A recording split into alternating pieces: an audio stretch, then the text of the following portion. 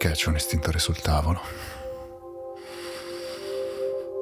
Domenica, lunedì, in che giorno siamo? Ho dormito di nuovo male e abbiamo fatto schifo un'altra volta.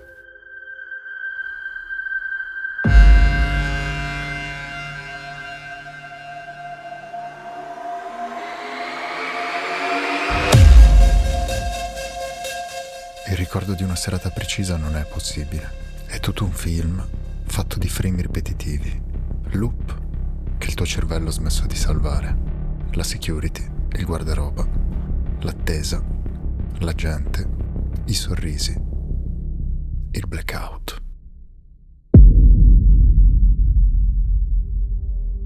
Avevo da poco superato i 30 ed ero alla ricerca di nuove sfide.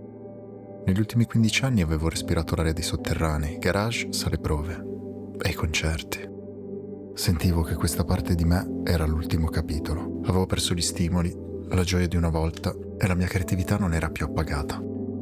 E ora cosa potevo fare? Un altro disco? Un'altra band? Un'altra cosa? Non mi riconoscevo più. Non ero più parte di tutto quel sistema, ma sapevo che la mia guida, come sempre, sarebbe stata la musica. A differenza di prima, però, i colpi di cassa sarebbero stati in 4 quarti. A 19 anni avevo provato a lavorare in un club, ma fondamentalmente la mia anima da metallaro non mi permetteva di leggere quel mondo con le dovute chiavi. Ero troppo distante socialmente, in quegli anni nei club la qualità dei brani non era il top. Dopo 2 sere a raccogliere bicchieri e sistemare giacche al guardaroba sono scappato. Non c'entravo davvero un cazzo. A 10 anni di distanza dalla mia ultima sera, dai vestiti impregnati di fumo, la discoteca era cambiata. Qualcosa si stava muovendo. E io vedevo un'apertura e la possibilità di dare il mio contributo a quel panorama. Era domenica pomeriggio, una delle tante feste di fine anno. Arrivo al locale, incontro il proprietario che si scusa per l'attesa e mi dice che se ne avevo voglia potevo iniziare subito. Mi occupavo da tempo ormai di disegnare, creare contenuti, girare video e sapevo di poter dare un contributo importante. Beh, quella sera la passai alla porta, a timbrare la gente. A nessuno importava chi ero prima, da dove venivo, su quanti palchi ero stato o le mani che avevo stretto. Ero il tizio alla porta che i ragazzini cercavano di fregare pur di non pagare l'ingresso. Arrivavo tutte le sere alle 23. Abbracciavo sempre i buttafuori e passavo con loro delle mezz'ore prima che il locale aprisse e i clienti arrivassero. Non mancavo mai all'appuntamento. Varco la porta, 2 baci alle ragazze del guardaroba, un piccolo briefing con lo staff, davo una mano a preparare l'apertura, il locale, 2 drink e la notte iniziava. Le storie di ognuno di noi sono differenti. Lavorare di notte aiuta alcuni a mantenere la famiglia. Per altri si tratta del primo vero lavoro, mettersi in gioco. Per quelli come me, invece, era l'opportunità di creare immaginari diversi per ogni evento. Dare alle persone l'illusione di entrare in un luogo nuovo ogni volta e le luci a tempo di musica. Vagavo per il locale per vedere se tutto andava bene. Una foto, un abbraccio, 2 parole con i clienti che troppe volte mi offrivano da bere. Se mi chiedete un particolare di una serata specifica, non saprei dirlo. Ho perso la cognizione di tempo e spazio molto presto, in un mappazzone di ricordi sovrapposti. L'alcol era la prima cosa che cercavo dopo aver messo piede nel locale. Senza mi sentivo perso, avevo paura di non funzionare. Bevevo almeno 2 shot e un drink prima che le porte si aprissero ai mortali. Faceva davvero paura lavorare da sobri, soprattutto perché io non avevo mai fatto parte di quel mondo prima. L'eccesso era la chiave per tutti e io non potevo essere da meno. Mi stavo ammazzando senza accorgermene. Mi sentivo una rockstar.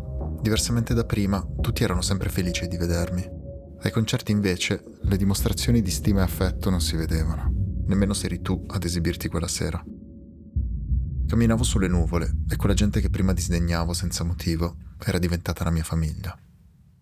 E notte dopo notte, evento dopo evento, non sentivo più nemmeno l'effetto.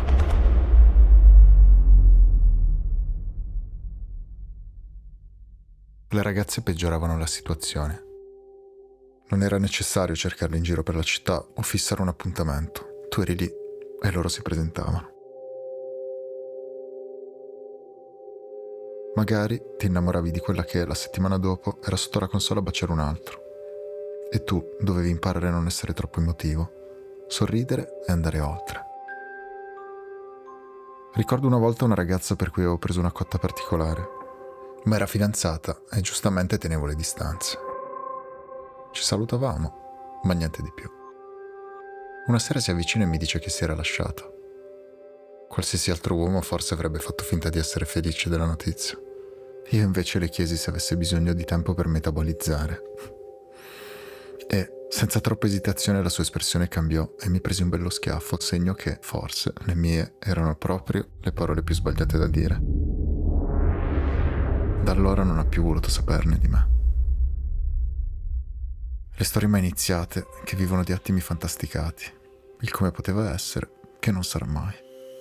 Ci rimani male, ti rifugi nell'alcol ancora una volta, nelle luci, nella musica, conscio del fatto che quella persona la vedrai in mezzo agli altri clienti. Di nuovo, come un'estranea. Era più semplice non legarsi, per vivere la notte senza pensieri.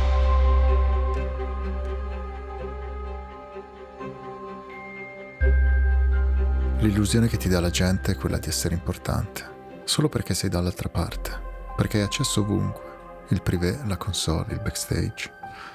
Ma perché volete essere me? Non conoscete davvero il lato oscuro di questo ruolo.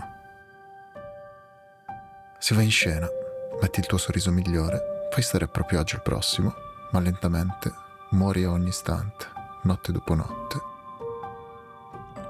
Dopo un po' inizi a essere drogato di gente. Ti fai di gente, non ne puoi più fare a meno. Mancare una serata non sarebbe giusto nei loro confronti e senza di loro tu non esisti.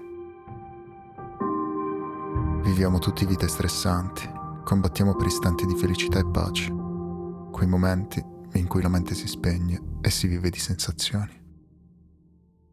La notte è il momento per celebrare una vittoria o per cancellare, anche solo per qualche ora, un fallimento. Sono cresciuto in una realtà dove, in entrambi i casi, la via è sempre stata quella dell'esagerazione. Sentirsi per aria come un palloncino o cercare disperatamente il tasto off.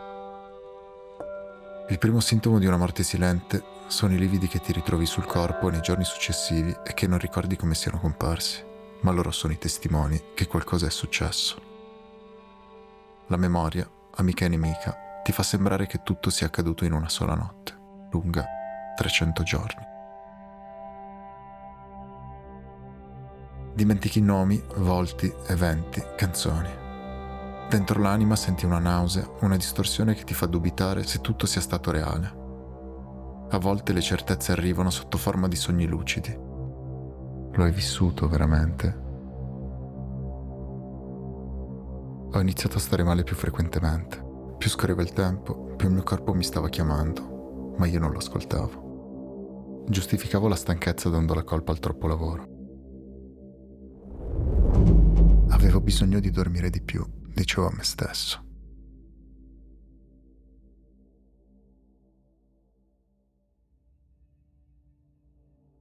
Quando ti senti invincibile è normale accusare gli altri o trovare cause esterne per tutto. Del resto, tutto sembrava andare benissimo. Le luci, la gente, la tosse. Lentamente, l'altro me aveva preso il sopravvento. Si era impossessato di me e non potevo più farne a meno. Quando suonavo in una band avevo l'abitudine di bere qualche birra, prima e dopo il concerto. Ora continuavo a farlo, ma con sostanze diverse. I pochi concerti si erano trasformati in 1000 serate. Qualcosa doveva cambiare. Ormai stavo in piedi con caffè, vitamina C e il mio migliore amico di sempre, il paracetamolo. Per me era tutto normale, mi sentivo da paura e d'altronde là fuori c'era chi stava peggio di me, no?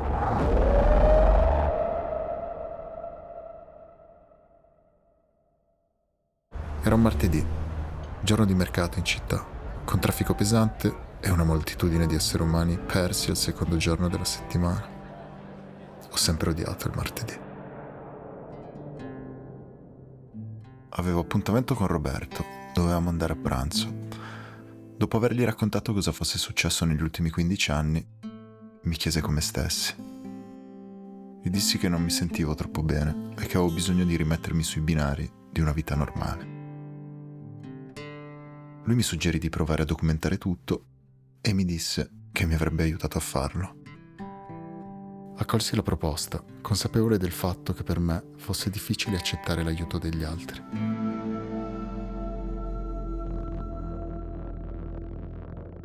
Come sempre durante il weekend avevo seguito la mia routine abituale, ma non avevo bevuto troppo. 4-5 gin tonic, una decina di shot e qualche calice di champagne.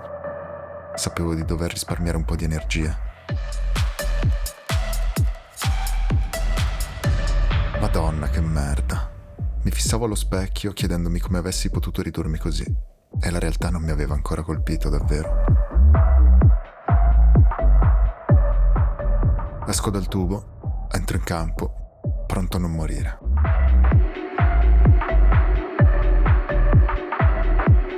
Non pensavo di essere arrivato a un livello così basso di forma fisica, ma purtroppo, nella vita, il conto per le proprie azioni si paga sempre. Ora che ero consapevole che la mia normalità era solo una lenta decomposizione, dovevo fare qualcosa. La scelta più ovvia e facile sarebbe stata abbandonare completamente quella vita, il mondo della notte. Non ero un semplice cliente, ne facevo parte e sapevo che in un modo o nell'altro una vita sana poteva coesistere con quell'ambiente. Avevo già fatto il primo passo, ammettendo a me stesso di avere un problema, anzi, più di uno. La strategia migliore sarebbe stata quella di affrontarne uno alla volta.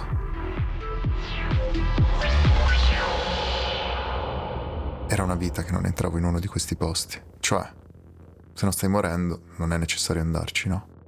Ora finalmente scoprirò di cosa è composto il mio corpo, se in qualche parte è rimasto qualcosa di sano. Eccoci qua, per la visita numero 2. Anche questa mi era sembrata un pelo eccessiva, non ero di certo una persona obesa o con disturbi alimentari. Avevo compilato per una settimana intera un diario di tutto ciò che avevo ingerito, cercando di stare attento a non esagerare. Iniziavo poco a poco a rendermi conto della gravità della situazione in cui mi trovavo e della distorsione che avevo nel vedere normale il mio quotidiano. Ero il riflesso del posto in cui vivevo, ma pensavo che quello che stavo vivendo era solo un problema degli altri. Io non bevevo così tanto alla fine, ho sempre visto le persone bere molto di più. Purtroppo l'alcol è sempre stato parte della nostra cultura, uno dei pochi mezzi di condivisione, in un luogo di confine senza tramonti, dove l'inverno mette alla prova il tuo equilibrio, l'oscurità, la depressione, la solitudine, la noia.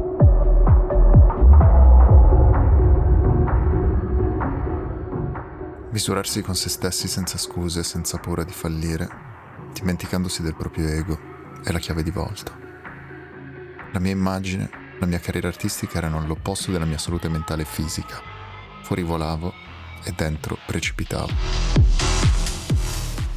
Ora che tutto era limpido e cristallino, avrei dovuto modificare la mia vita. Dovevo capire cosa potesse guidarmi verso la luce e darmi una nuova motivazione. Mi ritrovavo di nuovo in un bosco e la sensazione era strana. Il suono delle ruote della bici, l'aria sul viso, i sentieri. Non avevo mai visto questo aspetto della montagna. Per me era un luogo di sport invernali, grigliate o campeggio. Questo invece era davvero un modo incredibile di stare lì in mezzo alla natura. Discese ripide, che per uno che ha le vertigini spaventano un po'. Avevo paura di farmi male, ma ero in buone mani. Torno da Roberto, racconto che finalmente ero stato fuori di casa e che avevo riconosciuto la natura e l'energia che mi trasmetteva, anche se forse non esattamente ciò che stavo cercando. Il problema con le vertigini per me era uno scoglio al momento difficile da superare. Ovviamente lui aveva una soluzione. imbrago, casco, guanti e preghiere. Vedi, per uno che di notte camminava sulle nuvole, a 5 metri da terra, mi sentivo perso. Un passo alla volta, gli occhi chiusi, in viaggio su una carrucola, nel vuoto su una liana. Ciao. Il segreto, ora ne sono più che certo, è quello di svuotare la testa, non farsi un film prima che le cose accadano e soprattutto non essere da soli. Con al proprio fianco le persone giuste, in una giornata, si può superare una paura durata una vita. Avevo più confidenza in me stesso ora. Questo valeva più di 100 serate e 1000 drinks. Dovevo ancora trovare la cosa giusta, però. Arrivavo dal jiu-jitsu. Non conoscevo bene il judo, ma ero felice che una persona che stimavo come Chris mi avesse invitato sul tatami. Erano passati 20 anni dalla mia ultima volta e la mia divisa, una volta abbondante, ora la sentivo stretta.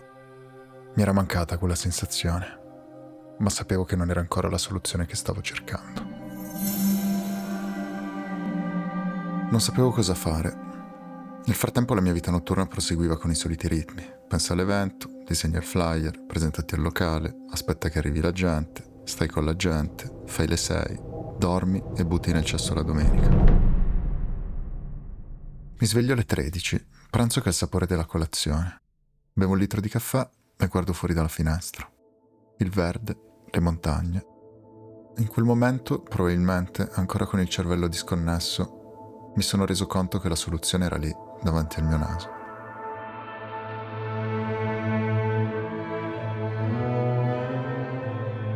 Prendo lo zaino, esco di casa e mi dirigo verso il castello del mio paese. Imbocco il sentiero che conduce a una cappella in quota. Il cartello dice 40 minuti, easy, ce la posso fare. 5 minuti e mi fermo. Non avevo fiato. Troppe sigarette la sera prima. Ne cammino altri 10 e mi fermo. Forse dovevo tornare indietro. Non conoscevo nemmeno il sentiero, avevo sentito di gente scomparsa nei boschi. Vabbè, fanculo, ero quasi a metà e al ritorno sarebbe stata tutta in discesa. 1 ora e 20 minuti. Mi sentivo un eroe per non essere morto e per non aver preso una storta. Ma l'avevo trovata la chiave. La natura, il silenzio, il sole. La fatica che non ti permette di pensare a troppe cose è lei, la montagna. Cercavo di essere costante nella mia missione e i boschi e i sentieri mi aiutavano a ricevere le energie che avevo perso vivendo le mie giornate sotto luci artificiali. Ritrovare il fascino del luogo in cui sei nato è stata una seconda illuminazione. Avevo davvero trovato l'antidoto per curare me stesso e stare di nuovo bene. Tutto andava per il meglio e le mie influenze quasi settimanali iniziavano a sparire. Roberto, che cercava sempre di farmi fare quel piccolo passo in più, mi propose di andare più in alto, un bivacco, una cima, e la cosa mi preoccupava un po'. Qualche settimana dopo, il mio amico Mitch mi propose di andare con lui al bivacco Gervasutti e di dormire là una notte. I sassi, il sentiero stretto, le vertigini che andavano e venivano, i pensieri, tutti annullati dalla fatica. Attraversa una cascata, scala una parete, attraversa la neve al 7 di agosto, scala un'altra parete e in 4 ore sei in uno dei luoghi più belli del mondo. Ti dimentichi di tutto e ti ricordi di vivere.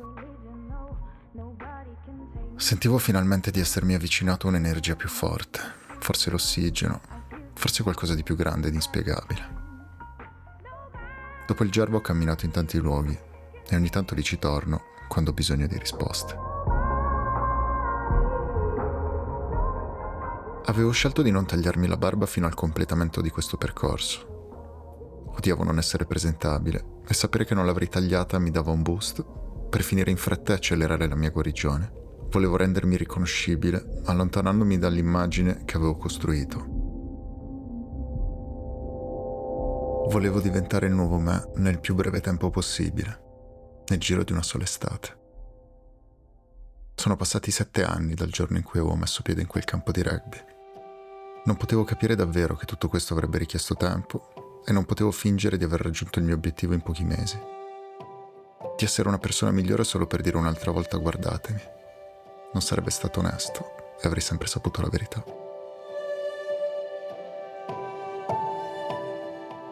In questi 7 anni sono ricaduto molte volte nella trappola. Ho bevuto, ho esagerato, sono rimasto solo dentro casa senza riuscire a muovermi. Sono felice di essere uscito di casa quel martedì e ho la certezza che oggi non sarei stato qua a scrivere tutto questo. Ero debole, debilitato e se non avessi reagito, chissà. Ho sognato questo luogo per 20 anni e per 20 anni non sono riuscito a tornarci. Avevo bisogno di perdonare me stesso per rivedere il mare di casa, la seconda, la Sardegna. Dovevo lasciare l'altro me per ricevere questo regalo. Da qui vi saluto, che il giorno vi possa donare energia e la notte la felicità che cercate. Siate responsabili, celebrate le sconfitte e le vittorie, chiedete aiuto e non vergognatevene. Vi voglio bene, ovunque voi siate.